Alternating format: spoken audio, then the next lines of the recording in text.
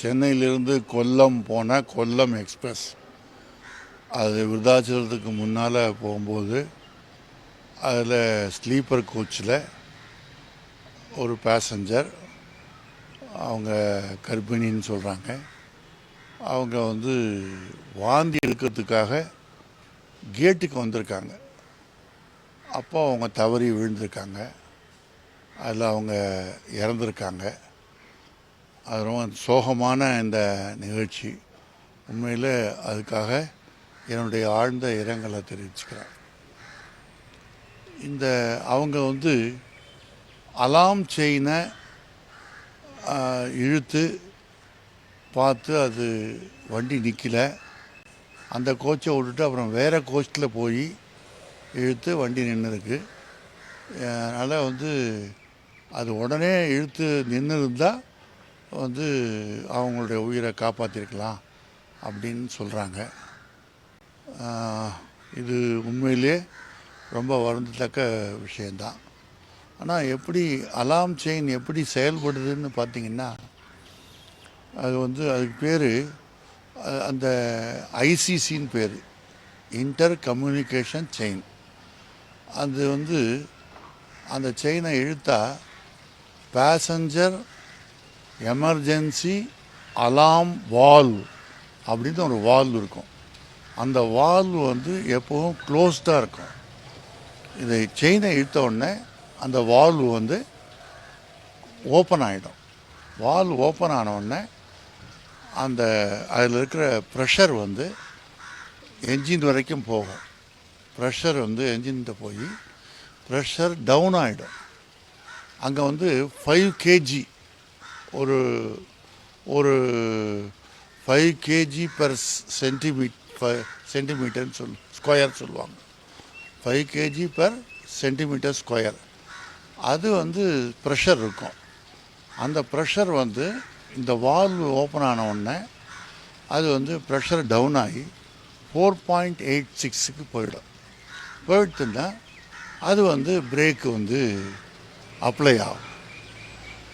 டிரைவரும் கொஞ்சம் ஆப்ரேட் பண்ண வேண்டியிருக்கும். இருந்தாலும் தானாக இல்லைனாலும் தானாக நின்றுடும். வண்டி நின்றுடும். வண்டி அப்படி நிறுத்தினாலும் 1 கிலோமீட்டர் ஓடி தான் நிற்கும். அதனால் அது மாதிரி அது ஆப்ரேட்டிங் சிஸ்டம் அது மாதிரி இருக்குது. இது என்ன பண்ண, இந்த செயின் ஐசிசி இந்த அலாம் வால்வு ஒழுங்காக இருக்கா அப்படின்றத ஒவ்வொரு வாட்டியும் ட்ரெயினை செக் பண்ணுவாங்க. இப்போ உதாரணமாக கோயிலோன் எக்ஸ்பிரஸ் சென்னையிலேருந்து புறப்படுது வச்சுங்க. அந்த கோச் புறப்படுறதுக்கு முன்னாடி, அந்த ட்ரெயின் புறப்படுறதுக்கு முன்னாடி அதை ரிப்பேர் பண்ணும்போது 3 கோச்சில் இருக்கிற அலாம் செயினை கம்ப்ளீட்டாக செக் பண்ணுவாங்க. எல்லாத்தையும் பார்ப்பாங்க. 3 கோச்சில் இருக்கிற அலாம் செயினை அதை கம்ப்ளீட்டாக செக் பண்ணுவாங்க. செக் பண்ணிவிட்டு வண்டி அனுப்பிச்சிடுவாங்க. திரும்பி வரும்போது திரும்பி ஒரு 3 பார்ப்பாங்க. இப்படியே 15 நாளைக்குள்ளே எல்லா கோச்சினுடைய அலாம் செயினுடைய ஃபுல்லாக செக் பண்ணுவாங்க. ஸோ அது எந்த விதமான ஃபெயில்யூரும் ஏற்படாமல் இருக்கிறதுக்கான ஏற்பாடு. ஏன்னா இது விபத்தை தவிர்க்கிறதுக்கான ஒரு பாதுகாப்பு கருவிங்கிறதுனால அதுக்கு முக்கிய கவனம் செலுத்தி அதை பண்ணுவாங்க. இப்போ அப்படி பண்ணுறதுனால அது எந்த காரணத்தை கொண்டும் ஃபெயில் ஆகிறதுக்கு வாய்ப்பே இல்லை. ஆனால் அது ஃபெயில் ஆகிருக்குன்னா 2 காரணம் இருக்கலாம். அதுக்கு ஒரு காரணம் என்னன்னு சொன்னால், அந்த செயின் அறுத்துருக்கலாம். அதனால் இருக்கலாம். இன்னொரு காரணம் இருக்குது. என்னென்னா, அவங்க ஒரு 7 kg பலம் செலுத்தி தான் அதை இழுக்கணும். அது முடியல. பதட்டத்தில் அவங்க அதை இழுக்கிறதுல போதுமான வலு செலுத்தி அதை இழுக்க முடியலன்னா அது ஓப்பன் ஆகாது. அப்போது அது ஒரு காரணம் இருக்குது. இன்னொரு காரணம் என்னன்னு சொன்னால், இப்போ ஏற்கனவே யாராவது அதை செயினை புல் பண்ணி அதனால் என்ன பண்ணுவாங்கன்னா, அதில் ஒரு